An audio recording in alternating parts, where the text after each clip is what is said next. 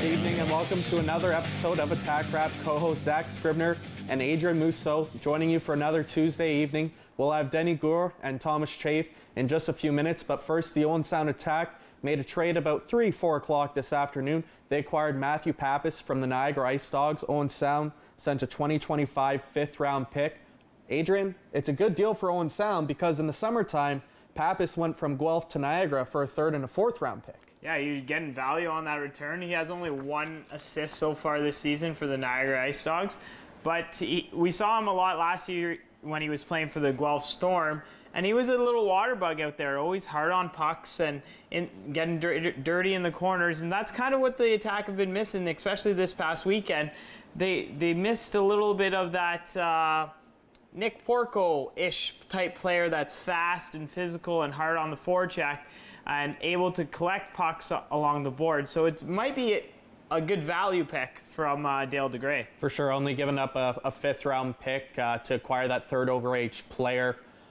Fans will get to see him firsthand, whether it be tomorrow in Sarnia, Friday in Kitchener, or Saturday night here at the Bayshore against the Windsor Spitfires. We'll get into all that later. Let's move on now to the OHL Player of the Week coming from the Saginaw Spirit and Pavel Minchikov. He's a Coach OHL Player of the Week, recording 4 goals along with 3 assists for 7 points over 3 games. Minchikov led the Spirit, recording a goal and 1 assist in a 7-4 win against the Sarnia Sting on Friday. He continued his efforts on a 2-point night on Saturday against the Windsor Spitfires. The 6'3", 195-pound blue liner closed out the weekend with 2 goals and an assist on Sunday to help Saginaw defeat the Sudbury Wolves 5-2 at home. Minchikov, an 18-year-old, was selected in the first round, 10th overall, by the Anaheim Ducks in the 2022 NHL Draft. Moving on to the OHL Goalie of the Week. Bad news for Attack fans. Alessio Bellieri of the Mississauga Steelheads is the OHL Goalie of the Week. He had 2 victories, a 0.96 goals against average, and a 961 save percentage, and recorded his first career shutout Saturday night. Bellieri stopped 35 of 37 that came his way on top of 2 shootout attempts as the Steelheads won 3-2 over the Erie Otters, despite being outshot 37-26 on Friday.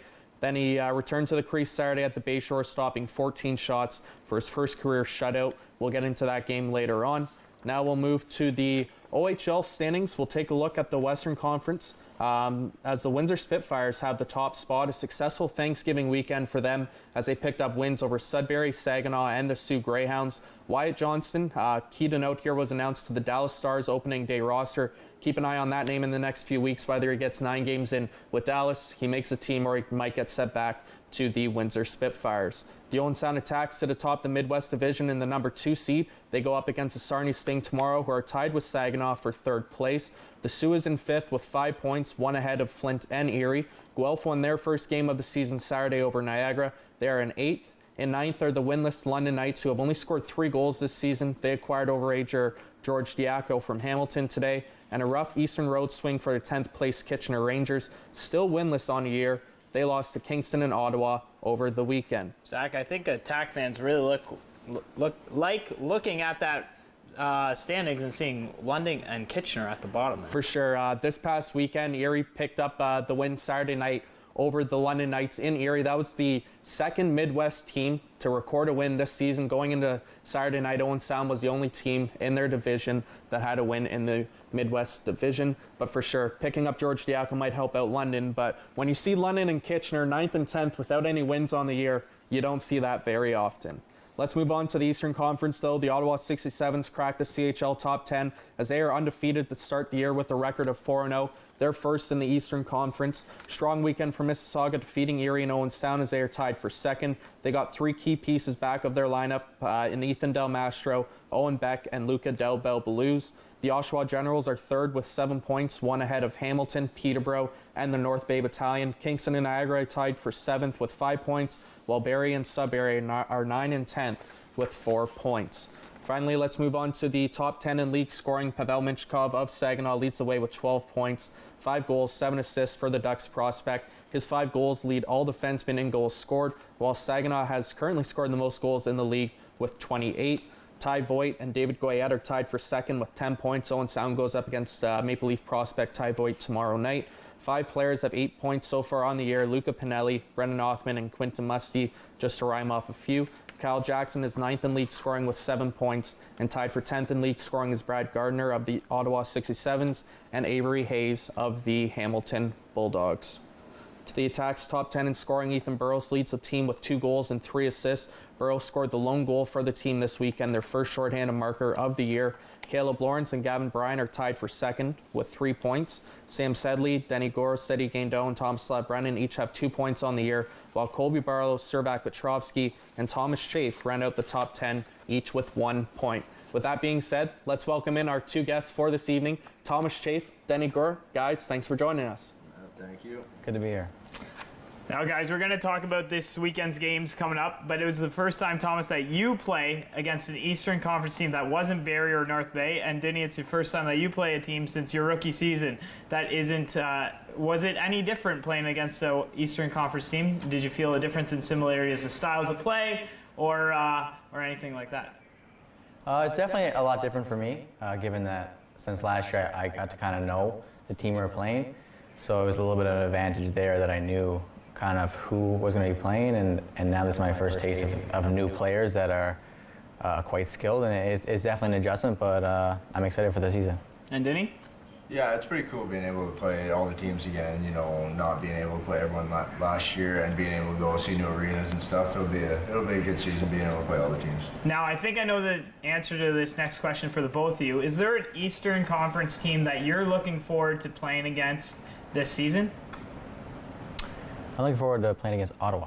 That was my. We'll get into that later on, Thomas. That was my answer for you. And Deni, is there one? Yeah, I always like going to Peterborough for some reason. It's a pretty unique arena with the boards there. So I don't know. I like that road trip. You were wrong. I was wrong. He thought you were going to say Oshawa because of Brett Harrison. Yeah, because you have friendship. Yeah. Anyways. Deni, last year you attended St. Louis Blues camp. This year you go to Carolina's rookie camp. Was there any differences and maybe some similarities between the two? A lot of similarities. Every NHL camp is high level, high pace, and there's a lot of good players there. So a lot was similar in a way, but every team plays their own style of game, and there's a lot to take from going to NHL camps, and it was a good experience. What was your favorite part of it all? Being able to play in the PNC was pretty cool. Their rink, they have a really nice rink there. I couldn't believe how big the Jumbotron was. It was a good experience. Did they get the siren going at any point? No, they didn't get that going. Oh, that would. Any cool experiences, maybe talking to other players in the league, running into some NHL guys around the rink, anything like that? Yeah, the Chicago Wolves, the AHL team, they were the champions last year, so it was pretty cool. There was a lot of champions there, like Jameson Reese, being able to talk to guys like that, so it was pretty cool. And then finally you come home for a home game against the North Bay Battalion, and you had a little bit of a stressful day and put up 3 points, so could have been bad 10 of the night. You want to tell the fans what happened? Yeah, that was a pretty crazy day, everything happening. I was thinking I was going to be at the game, or in Owen Sound plenty of time, being able to get to the rink at 12 o'clock, but I missed my first flight, which was no good at all.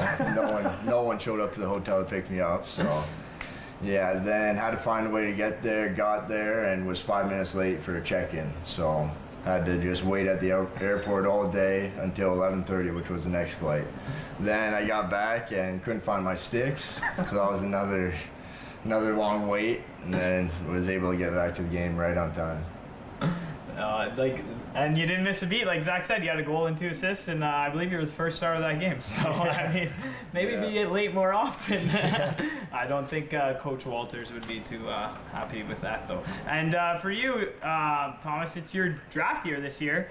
And do you feel any added pressure, or are you going into this season with the same mindset? For me, I'm just going with the same mindset. I don't want to put too much pressure on myself because I have in the past. So I'm just looking forward to just building off last season and then hoping for the best of that. And in the short 4 games that we've seen from you this season, we see you doing the regular thing that Thomas Chafe does, which is fly around the ice, get in guys' faces, and be successful on the penalty kill. So is that something that you are intending to continue this season? I'm definitely intending to continue that, but I'm also looking to branch off my game into more aspects and cover more bases for the season. I wish the OHL had a skills competition. I guarantee you win fastest skater in the league, no doubt in my mind. I guess we're going to see the Eastern Conference, so I shouldn't speak too soon, but Western Conference, I think you have that under. I think it's every single broadcast when Thomas Chafe is skating, Zach says, fastest guy in the OHL. So Yes, sir. he's pumping your tires, that's for sure.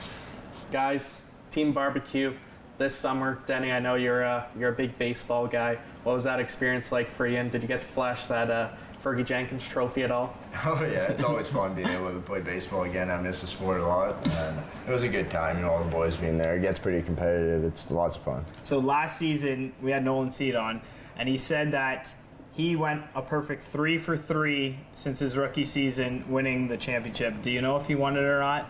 And if not, did you win the championship? No, our team fell short. I remember that, but I couldn't tell you if he won it or not. I don't know. I don't We'll remember. find out next week when he's here with Colby, so I'm sure he'll be the first to brag about it. Are you a big baseball guy?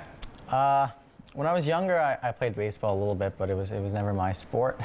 So I wasn't always great at it. I don't know how many guys are watching the episode tonight. We're going to put you on the spot. Who was the worst player during the entire weekend? You know what? I think it might have been me. Or maybe. Went there with a pretty good mindset about my baseball ability, and they ended up just chucking me out in center field and hope for no one hit it that way. Deni? I don't know. It was a while ago. It's tough to remember, but I bet Cedar wasn't too good. He probably just gets a good team and somehow wins, but I don't know. Thomas, we mentioned it's your OHL draft season over the summer. What were you working on to prepare for this year? For the summer, I really wanted to work on my shooting, because I feel like that was one of the things I really wanted to work on based on how last year went. I think if I improve my shot, which I did this summer, it'll allow me to open my game up a lot more. And reflecting on your rookie season, you're going to practice every day, you're competing in the OHL now. Where do you think you improved the most going all the way back since you entered the OHL? I think that what I improved on the most was probably my mindset. It was a big jump, especially because with COVID, I didn't even play midget. So my jump was from Bantam to the OHL, so that took a lot of time, but I think I really improved on that part. Now, we'll move on a little bit from the offseason, and we'll start to talk about this season. And just last week, the Owen Sound Attack were ranked in the CHL top 10 at 8th overall. Now, our question to you guys is, was that mentioned at all in the room? And if so, what was was it a little bit of excitement, a little bit of added pressure? How was it received in the room when you guys were named 8th in the country? It's for sure something everybody knows. Everyone hears about that, and it's a good feeling for sure, knowing that we're one of the top teams, and just try not to focus about it too much and play our game.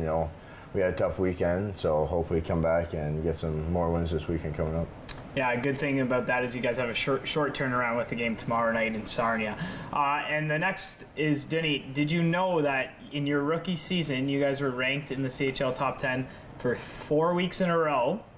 At the highest point, you guys were 6th. Do you see any similarities between those two teams, or is there big differences?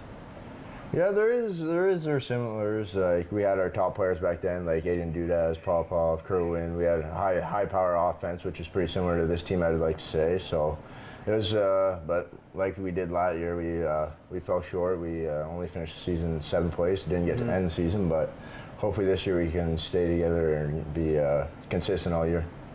Now, guys, let's go back to last season. You both got finally getting your first playoff experience. Thomas, yourself going all the way to 7 games versus the Flint Firebirds.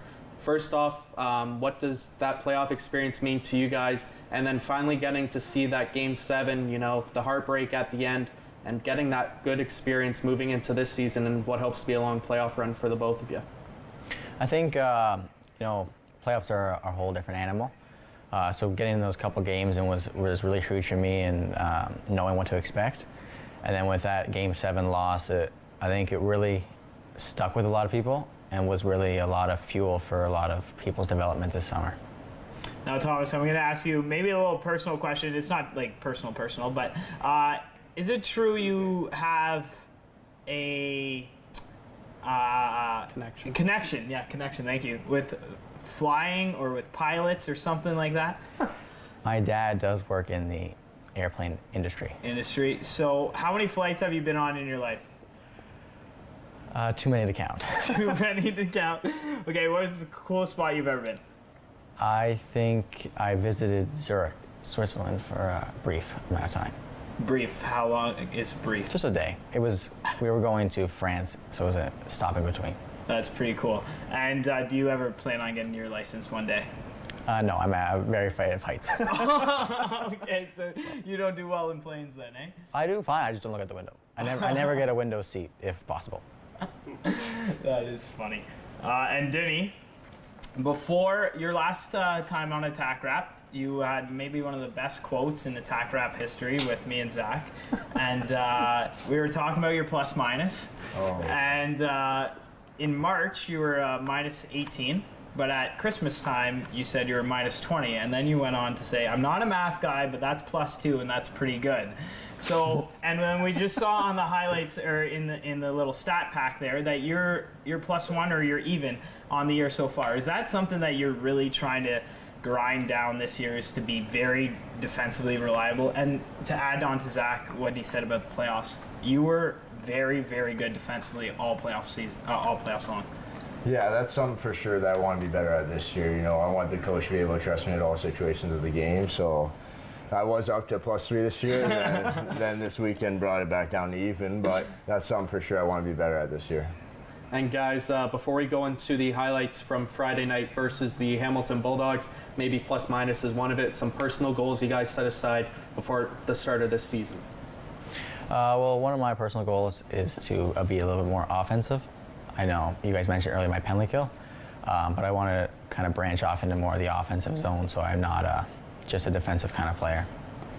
Deni? Yeah, for me, I'd like my plus minus to obviously be in the plus this year, and I'm hoping for over 30 goals. That's a goal of mine. Hopefully be able to achieve that. Funny you talk about that stat. We're going to get into our trivia question a little bit later on, but first let's go to last Friday night's highlights, as weird as it is to say, at home versus the Hamilton Bulldogs. Donovan again, up through Humphrey. Humphrey now gains the Owen Sound attack line. Tries to make a move, takes a hard hit in the corner there from Steen. Chenard's out to stop it up there for Sedley. Sedley gets pressured. He loses it now. Chance for the Bulldogs here. Out front is Humphrey. Here's Donovan for the point. His shot scores! Donovan takes the feed across and wires home a puck just a few inches off the ice that fools Chenard. Looks for help. Donovan holds on to it. Centers it there. There's the feed. Scores! Thomas right on the doorstep. A brilliant play to hold on to the puck for just an extra second. Attack aren't able to make anything happen with that as the Bulldogs get it back through center. They'll get maybe another chance here. Here's a quick shot. Scores! On the doorstep was Hayes. He's been applying pressure all night for the Hamilton Bulldogs. Diaco walks in, plays it to Morrison. Morrison, he'll try. Gets it to Hayes. Save made by Chenard, who kicked that one out. They've killed off the 5-on-3. It's still a 5-on-4. Here they come again. Morrison centering feed in. Chenard scores! Nick Chenard looked like he got just a piece of it. This is Gandol. His shot kicked out. Great save made. Loose puck in the slot as both teams battle for it. Now Burroughs over the line. Looks for help. Burroughs has it at the top of the circle. His shot doesn't get through. It's blocked. Stepping in there is Steen, and that one goes off the crossbar and out of play. The iron ringing in the Bayshore Arena. Bulldogs looking to control. Morrison drops it off there for Moore, and he dropped it, and away goes Burroughs now. Golden opportunity for Burroughs. Scores! Burroughs picks up the gift, and he buries it on the breakaway, and the Attack are on the board. It's picked up by Shirk at center, but Brennan steals it away and comes in the zone with it. Here's Brennan now trying to make a move. Brennan centered it. Nobody home, though. There's another chance at the side of the goal. Backhander. Schweingruber there. Backhand save is made by Droback. Grushnikov was able to win that battle. Back the other way. Here's a chance. Donovan shot off the post. As the seconds tick down, Chenard elects just to play it so that time can officially expire. And There it is, the Owen Sound Attack playing their first home Friday night game since the 2015-16 season versus the Mississauga Steelheads. A 4-1 defeat to the defending OHL champions. Deni, your first time playing at home on a Friday rather than being at Budweiser Gardens, the odd, the Sleeman Center. Weird feeling? Yeah, it was a little weird, but every game is what it is. 7:30 game, same setup all day. It was nice being able to play the defending champs, the West team for the first time, or an East team for the first time, but we fell short. Yeah, you mentioned it right there, and it was in my pregame notes as I was prepping the game. Was you guys played your season opener, then you played your home opener, and then you guys were playing the defending champs. So you're checking one box, checking another box. You guys were unable to check that box of beating the defending champs. Was it on your guys' list of checklists to beat them? You guys have one more try at First Ontario Centre later on in the year, though. Yeah, for sure. We know that they're a good hockey team. They know how to win. They proved it last year, and that would be a good win for us, being able to beat them. But we take it game by game. We don't really have goals like that in mind, so it is what it is. Now, one question, I even posed it to the Hamilton broadcaster. I simply said after the game, what was going on? There was, 3 fights, 2 match penalties. You guys haven't played against them since McMaster walked it off, probably in your rookie season, I think. Where did all the animosity come from? I know Tino, with the fight, probably trying to set the tone early on, but where's all that animosity come from? I think it just came down to we haven't played that team before, so we wanted to kind of set the tone early, and they were having none of it. So they came right back at us, and the rest is history. Now, you guys have some good quality offensive chances. Does it ever get frustrating? In this case, it was Mateo Dobrek, but at any point in time, does it get frustrating when you're shooting into a hot goalie? This is going to be for both of you guys, I guess. Yeah, for sure. You never want to face a hot goalie. You know, it is like we ran into Brochu so many times last year, and he stole so many games for London. So it's not the best scenario possible, but it is what it is. You got to battle through. You got to find ways to score on them. And Braden Rogers gets the solo lap Friday night, making his OHL debut. Saturday, he plays forward due to being a little bit shorthanded. He rung that shot, I think, right off the crossbar, pretty close to it. Adrien says he might have the hardest shot on the team. What did you guys He make actually of his, missed the net on his solo lap, just putting that out there. What did you guys make of his performance, though, this weekend? Well, first we'd like to point out that we noticed that he missed the net on the first shot. But Raji's great. He kind of took that pretty well, and that he's always been a defense, but we put him up forward, and he was really good for us. And at times he looked like he fit in right at forward. So it's gonna be exciting to see him kind of grow. And Deni, what have you been most impressed with? Second-round pick defenseman in his rookie year so far, from what you've seen, may even be in practice. Yeah, he looks really good. He looks solid. He has a lot of poise with the puck. He looks confident out there, which is really good for him at that young age. And he's gonna be a player probably someday.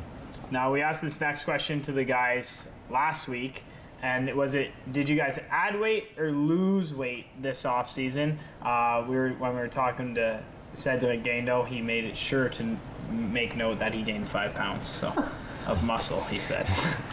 Yeah, I tried to gain some weight. I probably gained around the same as him, probably 5 pounds. I was playing a lot of ball hockey this summer, so running a lot. It's pretty tough to gain weight while I was doing all that. But yeah, I tried for sure, and hopefully this season be able to put on weight. For me, I knew I'm a little shorter of a player, so I was able to gain 10 pounds this summer. Wasn't easy, but yes, it was intentionally, but it was definitely a grind. Yeah. We'll throw out our trivia question following this question to Deni Goure. We have to talk about the highlight game-winning goal last Saturday versus the Kitchener Rangers. Where's that one ranked on your We have to say list? that both of them have a very similar goal this season. So you scored in front of the net versus London. Both off the chest, guys, using the logo. So just talk about your goal first, though, Deni. It was a quick play. We just got in the zone, and then Sedley got the puck on the wall, and he saw me and Barlow right out front of the net, wide open. I'm not sure if he saw me or not, but I was calling for the pucks, and then he might have thought I was a lefty, I don't know, but I put it behind me. I was just trying to stop it any way I could, and somehow found a way in the net. But those goals feel good for sure.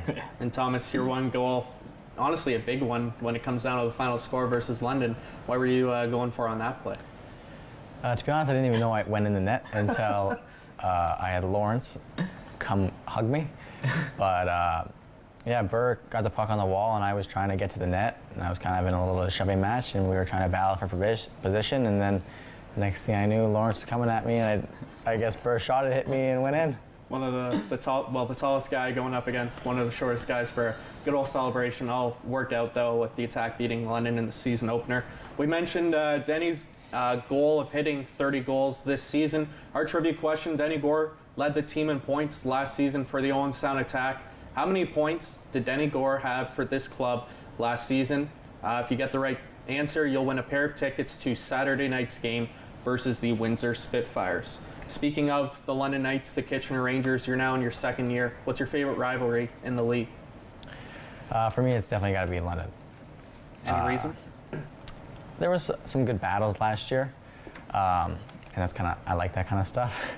So, but yeah, I mean, I've never had like a kind of rivalry like that growing up because we were a lot younger at the time, but I know there was a rivalry going into that my rookie year, so to see it as it is, it was definitely my favorite.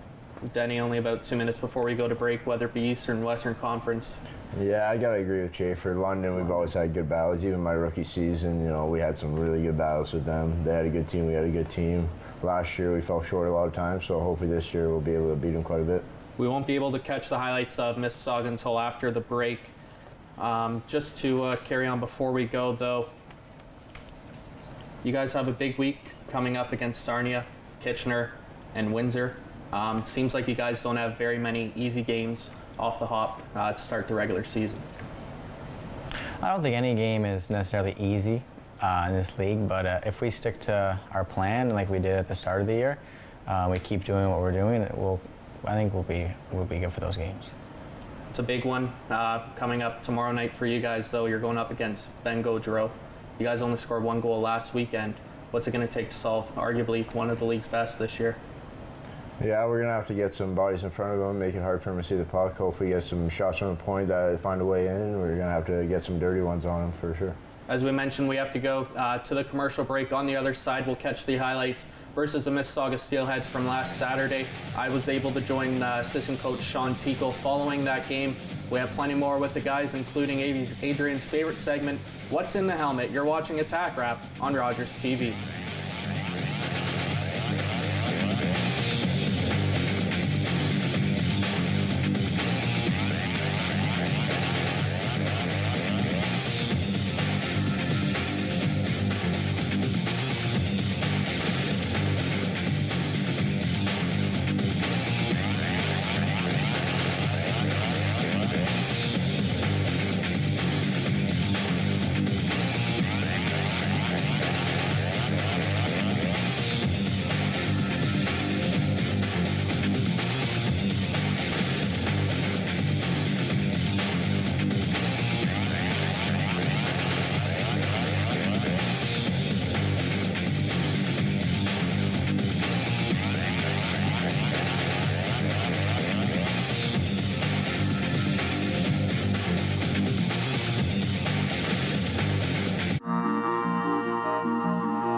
Closed captioning is brought to you in part by Raven Reads. Unbox Indigenous voices.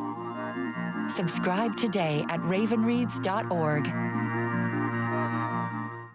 Watching hockey just got a power play with NHL Center Ice and Super Sports Pack. With up to 37 out-of-market NHL games a week, you'll always catch your favorite team no matter where you live. Whether it's big matchups you're looking for or following your top fantasy picks, it's all here. NHL Center Ice, part of the Rogers Super Sports Pack. All this for only $35.95 a month. Order through your remote on Channel 450 or call 1-888-ROGERS-1 today. Hi, I'm Lois Taylor. And I'm Diane Austin, and we're with It's Happening Here with Lois and Diane. And we're in downtown Owen Sound. Beautiful downtown Owen Sound. Nice sunny day. Yes, we have lots of exciting things coming for you this fall. We have anything from going to Rintoul's Pools and Spas. We're going to be going to Pappas. We're actually going to be going to Treasure Hunt. There's so many things that businesses we're going to be seeing. We look forward to seeing you all. Come and join us on It's Happening Here on Rogers TV. Are you the type who would keep going or stop? It's not easy to stop when you have an addiction. Legalizing cannabis won't stop addiction. It trivializes its consumption. Let's be vigilant. If you need help, visit portage.ca.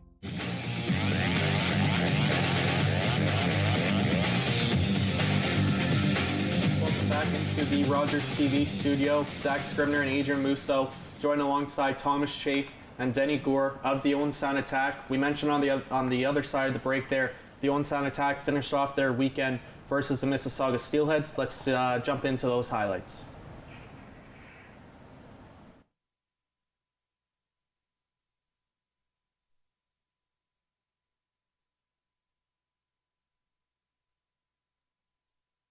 Behind him, but he had it all the way. Walking in is Callahan. Callahan centers it. That one gets by everyone. Shot for the point. Van Rector off the post, and they score! That one went off quickly on the post. It looked like it might have stayed out, but the officials say, nope, that is a goal. Delbel Beluz out there now with it. He'll play it to Del Mastro. Over to Sharp, scores! Huge shot from the top of the circle, and Sharp buried that one. It went through untouched there, but Schwint was able to steal it away. Lavoie, he's got some speed now. Here's Lavoie breaking it. His shot saved by Cor Votary. Rebound, it's in the net! Rebound is in the net. Votary made the initial save. Loses that battle just by an inch there. Just chipped down the ice, and there's your empty net goal to make it 4-0 Mississauga. And that will do it. Final score, Mississauga Steelheads 4, the Attack nothing. The Mississauga Steelheads put up a perfect road game against the Owen Sound Attack. And for the Mississauga Steelheads, Bellieri will record his first career Ontario Hockey League shutout here this evening. Disappointing weekend for the Owen Sound Attack, losing to the Mississauga Steelheads by a final score of 4-0. Guys, shorthanded roster, like I mentioned on the other side of the break, including Braden Rogers, forces different players into different positions. You were playing center Saturday night for a little bit. What'd you make of that? I used to play center growing up a lot, so it was really no adjustment for me. And I used to play minor hockey with Tomislav Brennan. We were on the same minor hockey team, so a little bit of chemistry built up there. So it wasn't that big of an adjustment. Oh, very good. That's new Yeah, to us. new New to to us, us. yeah. So that's a fun fact. Tomislav Brennan and Thomas Chafe. We could maybe see some Tom to the back of the net soon. You guys played against two first-round picks and a first overall and a second round pick in Owen Beck as well, who had spent some time with Montreal. Ethan Del Mastro spent some time with the Blackhawks. They were very present in that game. You're going to face a lot of guys like that this season. What's it going to take for the next time you see a big defenseman or a number one center? What's it going to take to break them down and to limit their offensive chances? Just being able to stick to our game. You know, we really didn't find our game that whole game against Missy, so hopefully next time we play them, we can come out stronger and give them a better effort.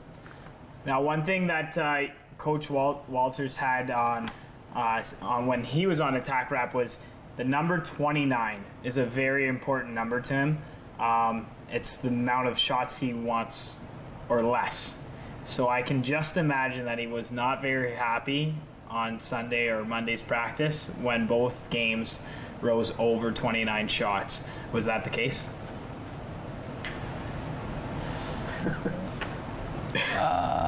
Oh yeah, he obviously wasn't happy, but I mean, we don't really blame him by chance. So No, not at all blaming him. that was definitely, but I think it's something we needed. We needed to know that it wasn't okay to happen, and we're gonna make sure to fix that in the future. I was gonna say there's lessons to be learned, and luckily it was in the the beginning per se of the regular season. Was there anything positives that you guys took away from this past weekend?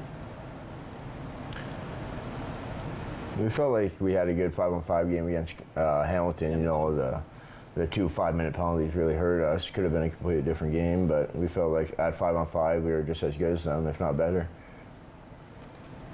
Absolutely, and you just said that right there, right? So you guys played Hamilton. You were minimum 10 minutes shorthanded with 2 penalties, and so that could turn a game around. And then you have Colby Barlow, your captain, and your one of your leading goal scorers from last year in the box for fighting for 5 minutes as well. So a lot of shorthanded, a lot of different situations. We've mentioned that many of times already today, that you guys were put into different situations. But like Zach just said, it might be good that it happened right now at the beginning of the season. You're getting tested with some adversity, your first 2-game losing streak of the season. I'm sorry to say, but it's going to happen multiple times. You're going to go on losing streaks. It's now a matter of breaking out of it. How are you guys going to break out of that tomorrow night in Sarnia? What's going to be the key? You guys say getting back to your game plan, but what exactly is that game plan, Thomas? Well, I think we just need to get back to playing both ends very hard and making sure that we don't turn over the puck in areas that are high traffic, making sure that we stick to our game that we've set, and making sure that we know who we're up against, like their top players, and making sure that we know when they're on the ice. Speaking of that Barlow fight, that brings up a good point. When a 17-year-old captain goes up against a kid that's 6'3", 6'5", what's the bench's reaction when that happens? I know it didn't go Colby's way, but setting a tone, sticking up for himself in the same aspect. Yeah, no, it's definitely it's definitely different to see, but also he's obviously a leader for us, and he's gonna try to set the tone early this year that he might be young, but he's not gonna shy away from battles, and if someone comes at him, he's gonna stick up for himself. Just before we go into my interview with assistant coach Sean Tickle, just a reminder, our trivia question to win a pair of tickets Saturday night versus the Windsor Spitfires. Deni Goure led the team in scoring last season for this Owen Sound Attack. Find out how many points he had last year, and you'll win yourself a pair of tickets to watch the defending Western Conference champion Windsor Spitfires. Let's now go into my interview with Coach Sean Tickle.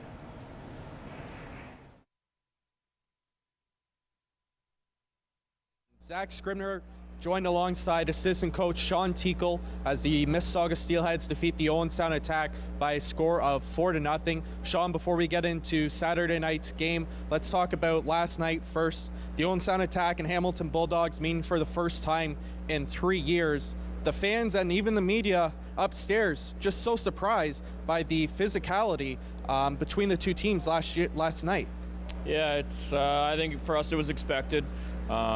We know Hamilton comes in with a championship pedigree, and we knew they were going to play like, and we were expecting that, but it got a little out of hand, and it is what it is. It's part of the game, but we were expecting that. They know how to win, and they came into this building ready to play. I thought Julian Fantino really trying to set the tone of not allowing the defending champions to walk over the Owen Sound Attack by that fight last night. Overall, what were some takeaways? There was a lot to not like from that game. 2 injuries, 2 major penalties. What positives do you take away from last night's game versus Hamilton? Yeah, I think you hit the nail on the head there with Tino. We challenged Tino to be a little more than what he was doing. He's a big boy. He's a talented player, and you just need to bring a little more to the team, and he really answered the bell with that. For us, it's just a takeaway it's what it takes to win in this league every night. You can see that they had whatever it was, 11, 12 returning players, and they know how to close out a game, and we need to learn to do that if we want to go to where we want to go. And going back to tonight's game versus the Mississauga Steelheads, 14 shots on goal, but I think the bigger story is how much Mississauga put up, over 40 shots on Corbin Votary, who makes his first start of the regular season. What do you make of Corbin's performance here tonight? Yeah, Corb's definitely held the fort for us there tonight, and we got can't say enough good things about him. He works so hard in practice. He works so hard in his extra goalie training and stuff like that, and that's starting to show. For us, it's an inexcusable effort. For us, 14 shots is not good enough. Boys will figure it out this week what that's going to be like. That's it. Thank you very much to assistant coach Sean Tickle joining me after Saturday night's loss versus the Mississauga Steelheads. Guys, we just saw it. New assistant coach for you guys this year. He's replacing Joey Hisham on the bench. What has he brought to the room and on the ice in practice for you guys this season? Yeah, he's been awesome. He's a real easy guy to talk to. He's always around the boys, making jokes all the time. He's in the gym, making sure we're working hard, and he's been really good for us so far. Thomas, what have been your first interactions with Coach Tickle? Like Deni said, he's very easy to talk to, whether it's about hockey or about things in general. And Given that he's easy to talk to, it's also easy to ask for help and things. So he's really been someone that I've leaned on for help this season. Is there any similarities between Coach Tickle and Joey Hisham? I'd say both of them are very approachable guys, and both guys that really want to help develop each player. Obviously, it's sad to see Joey go, but I'm really excited about what Teeks can help me improve in. And we mentioned you guys go up against Sarnia tomorrow night. Friday night, you go into the odd. It's a winless Kitchener Rangers team, but they're determined to be one of the top teams in the Western Conference this year. What do you guys have to do, kind of not go in light against a winless team per se, and come out with a victory Friday? Yeah, we already played them once this year, and it was by no means an easy game. It was a tight-fought game the whole time, so we just got to go in with the same game plan, knowing that we can beat these guys, go in with confidence, and hopefully be able to win again. Maybe another game-winning goal coming for you in front of the net. Yeah, I'd love that. Thomas, Saturday night defending Western Conference champions. I mentioned at the beginning of the show they're without Wyatt Johnson, the OHL leading point scorer last year. What excites you most about going up against those guys? I think we really had good games last year with them, always close games. So obviously it's never a bad thing to have Wyatt Johnson out of the lineup for a game. But we were really good playing against him last year, and so seeing all the guys' improvement this year, I'm really excited to see how we take them on this year. Time for Adrien Mouseau's favorite moment every Tuesday night. What's in the helmet? It's Grey County's favorite game show on a Tuesday night, voted by the fans at Rogers TV, Grey County. And I'm the only voter, so that's the best TV show on. You guys know the rules? I'll refresh you. Yeah, I'll refresh you for sure, as any good teacher would. I'm going to pull out a question. You give me the first thing that comes to your mind, Thomas, and then Deni go second. Give you a little bit of time to think about it, okay? Yeah, you're the vet. You're the vet. Like give you a little bit more time. You need it. I understand. Thank you. Yeah. First question. Who's your ideal golf foursome? Oof. I think I'm going to go with Nathan McKinnon, one. Especially with his interviews after his playoff, he seems like a... Two, I want to go with Sidney Crosby, because I like to see Crosby maybe have a couple drinks, but he only have them if McKinnon's there. Yeah. Three, I'd say maybe LeBron James, because I just really want to meet him.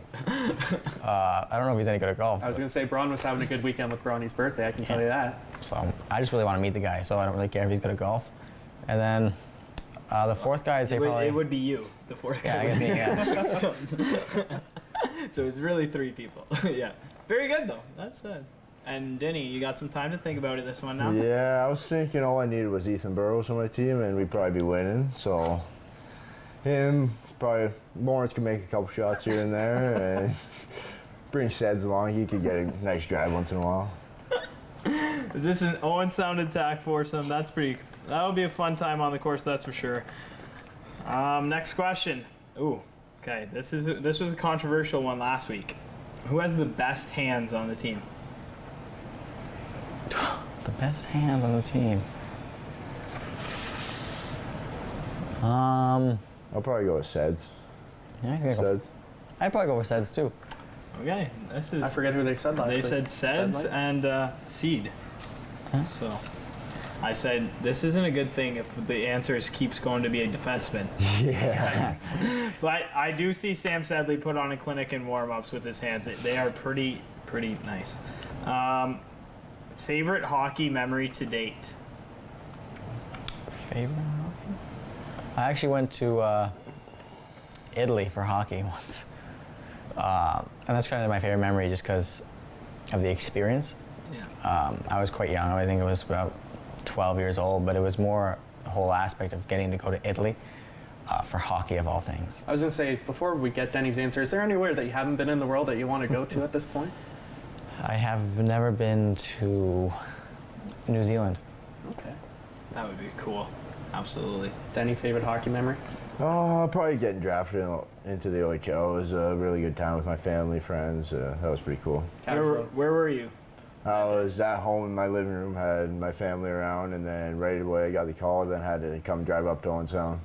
That's very cool. Casual Alliance Player of the Year, too. All right. Smartest player on the team. Is Not academically, not academically. because that one's easy. Cal Ewens. Smartest player, I think Colby Barlow. He's knows where he's going to shoot before he even gets the puck, and that's why it goes in so often.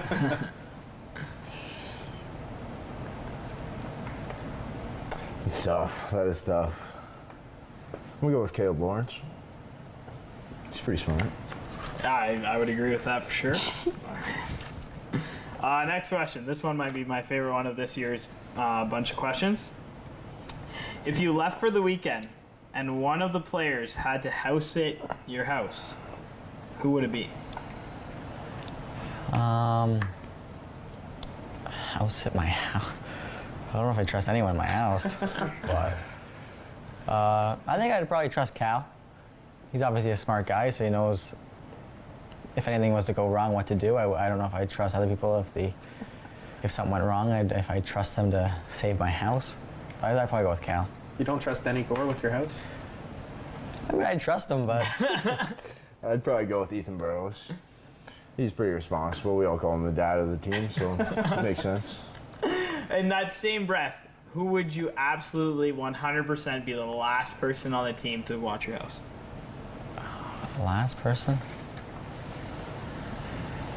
I don't know. Nick Chenard. Yeah. That was the answer last week. I think I'd probably go with Nick Chenard too. I just don't trust him in my house. I'm interested to hear his answer when it comes on, I think in December. You know he's just going to defend himself too. I'd love to see it.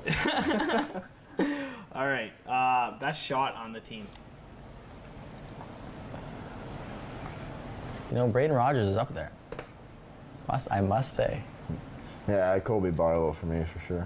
Yeah, this is getting... You weren't the first one to say Braden either. You're not the first one. Okay, last question of Grey Bruce's favorite game show on a Tuesday night. What's in the helmet? Player you wouldn't want to be stuck in a car with for more than 2 hours. Nick Chenard. See, Deni's had to do that a couple times. Yeah, it's not terrible. Probably Julian Fantino. That's a good one. There you go. What's in the helmet? We mentioned going up against Eastern Conference teams Sunday, January 8th. You probably have that circled on your calendar somewhere. Your first time going to Ottawa. What excites you most about playing in front of fans and friends and family there? Yeah, it's definitely gonna be fun. Fun fact: I actually dropped a puck for a pregame and for the military appreciation night a few years ago for the 6-7s. So it's not my first time on that ice, even though it's my first time playing on that ice. So I'm excited to kind of get back there. I know they have great fans. I was one of them for a couple of years. And I also have some friends on the team, but most importantly, I'll have most of my family and friends at the game. Now, you said it was military appreciation night when you dropped the puck. What affiliation to the military do you have? My dad, he works with the military type of airplanes. We're penciling you in for a goal that game.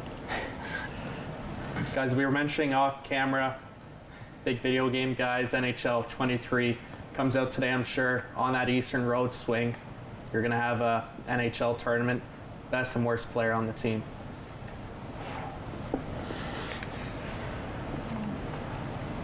I got to go with myself for the best, probably. And I don't think you can say Sedley for worse. no, I'd probably have to go with Burrows for worse. I have heard both of those from the team that everyone consensus Deni is the best, and Ethan is definitely on the lower end. But I'd probably put myself pretty low too. In natural skill, I tend to try to enhance my play with some packs, but it doesn't usually end well anyways. Now, there was a glitch, however. Zach made sure to take a picture of this glitch. So when you guys get the chance, go to the Owen Sound team on EA Sports, and Lorenzo Bonaiuto's photo is actually Julian Fantino.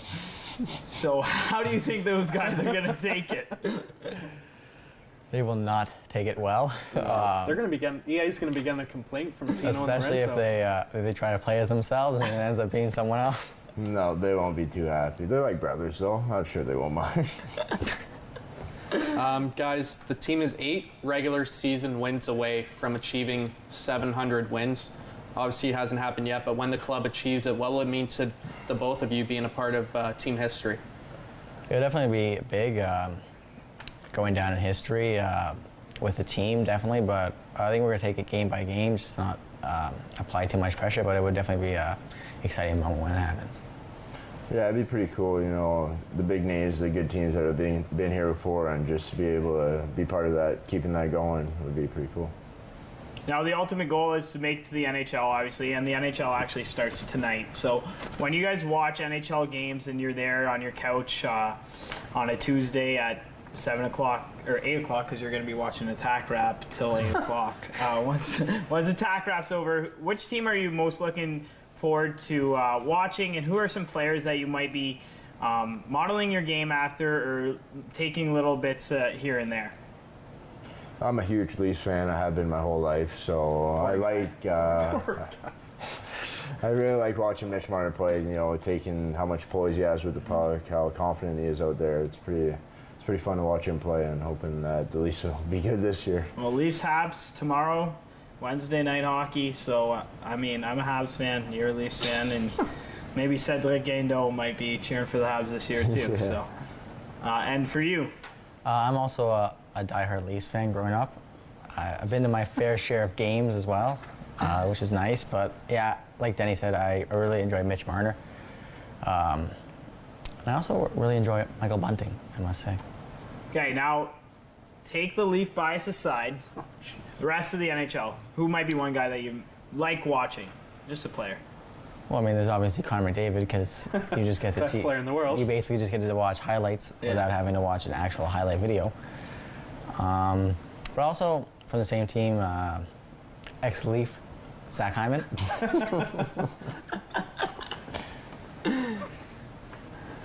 Deni? I really like watching Cale Makar play. You've never seen a defense play like him before, and he's something special for sure. Let's maybe talk about some memories that stick out to you guys this past summer. I know we talked about yourself flying, but did you guys get up to anything cool, exciting, anything different this past summer? Actually, I went down to Nashville this summer and visited Goose for a bit. Okay. Me and Lawrence and Bros went down for a week. We were training with Goose, skating with Goose for a week. It was a good time. Was he training with anybody else that might be recognizable? Deni Goure. No, but we were skating at this guy's private arena that was at his house. He had a full rink at his house that was in the barn. It was his own rink. It was pretty cool. That is very cool. And I saw on some TikTok videos that you were skating in Tecumseh with a few OHL players as well. Yeah. Mouseeau, a couple younger guys, Ryan Gagne, who was in the league from Chatham. So yeah, it was good. Declan Waddick as well. Yeah, Declan. I skated with him a lot this summer. And then I saw that Caleb was that on the same trip? Yeah. He was there, and then yeah, he came down for a couple of days, and then we went down to Nashville. Very cool. Now, I want fans to go back into the archives and watch last year's episode with Thomas, because your hockey story is phenomenal. We honestly don't get many like it, but what were you up to this past summer? I actually went to the Calgary Stampede. First time? Yep, first time. Oh, very jealous. Prior to the pandemic, I was supposed to go there, and then it hit and it never went. How was it? It was all right. I mean, I was definitely a little bit young for some of the stuff taking place, so I missed out on a large chunk. But it was definitely something new, I think. Mm-hmm. Especially because there's a lot of like farming type, agricultural type of events that I haven't really done a lot in my life. So it was definitely an interesting thing, but definitely something I'll never forget. Did you take in any bull riding or chuck wagon races? Yeah, I went to both of them. We watched that. My whole family went up, so we were watching that. I didn't exactly understand the rules at the start, but I was a quick learner. We were talking off camera how we're both depressed Jays fans on this Tuesday evening. You get to any Jays games this summer? Yeah, I went to one in Detroit. It was close to home, so they were visiting Detroit, and they lost there too. So of course, you lose to Adrien Mouseau's Tigers. What else could go wrong? I think for we the had Blue like Jays? 45 wins all year, and we'll chalk one up against the Jays. I appreciate that. Guys, only about 3-4 minutes left in the show. Let's go back on track now to hockey. We mentioned you guys were in the top 10 a few times. Do you like that high pressure on you guys this season with the big expectations? You're the talk of the town, really hoping for a long playoff run. Do you guys like that, or you kind of put it away? It feels good. It feels good knowing that we're at the top of the league. It's definitely nice to see that we're up there and that people think that we should be up there. So it's definitely it's a good feeling, but knowing that we got to keep that going all year. Yeah, like Deni said, it's a nice little pat on the back to know that other teams hold us in such high regard, but we need to make sure that we don't let that go to our heads and that we go out each and every game and prove why we're on that list. Now, Deni, we talked about it a little earlier that in your rookie season, you guys were also in the top 10, but you guys fell out, and then you fell to 7th. But we didn't ask you was, what's it going to take to stay there, to stay at the top? What do you think you guys need to do to really be that team that is a thorn in everybody's side, and when they come to the Bayshore, they know they're either going to be in for one or they're going to lose the game? We just got to be consistent with our game all season. You know, we have the guys, we have lots of skill, we have grit, we have everything we need. We just got to stick to our game and hopefully have a good season. One guy we haven't talked about, you guys both played against him last year, is this new acquisition in Matthew Pappas. I think he's about 5'10", 5'11". Do you guys remember going up against him very much in Guelph, and what do you hope that he brings to the lineup? Yeah, I remember he scored some goals against us for sure. But he brings grit. He's not fun to play against, and that's what we needed. So he'll be a good acquisition for sure. Thomas, do you remember going up against Pappas last year in Guelph? Yeah, especially given I was a rookie, it was definitely not the type of player you would like to go up against. He's a big, strong, gritty player, so knocked me around a couple of times. But I'm excited to be on his team instead of against him. For sure. I remember very sad day when you guys were defeated by the Guelph Storm on Family Day. That game sticks out to me. But now you have the third overage spot. That's finally put to bed. So now just have to go out this week and win those 3 games. Starting tomorrow night against the Sarnia Sting. You can catch all 3 games here on Rogers TV. Take a look at the upcoming schedule there. At Sarnia, at Kitchener, home to Windsor, home to the London Knights. And you guys have that back-to-back trip against the Erie Otters. I believe they went out and got Liam Gilmartin over the summer from London, and they traded away Connor Lockhart. That part kind of caught me by surprise. But what's maybe your favorite moments on those long bus rides, whether it be to Erie or Flint, something like that? Well, we try to play little NHL tournaments. We had our own little rookie bracket last year. And then do you go up against the best? It must have been a pretty big bracket, though. It was quite the large bracket, and I was basically at the bottom. I think I was 9th or 10th, but it was still fun, even though I think I won maybe 1 game against like 10th place. But it was definitely fun, and you kind of, especially as a rookie, you get to really know people a lot more when you're stuck in that little bus for such a long time. Rookie karaoke, that a favorite part of your bus Yeah, trips? it's a good time. You know, good team bonding. The rookie karaoke is always a good time. It's pretty funny, especially when you're not a part of it. Being able to watch is a good time. Are you guys going to request Gavin Bryant to be on? Call the Rogers TV viewer response line. Email us or connect with us on social media.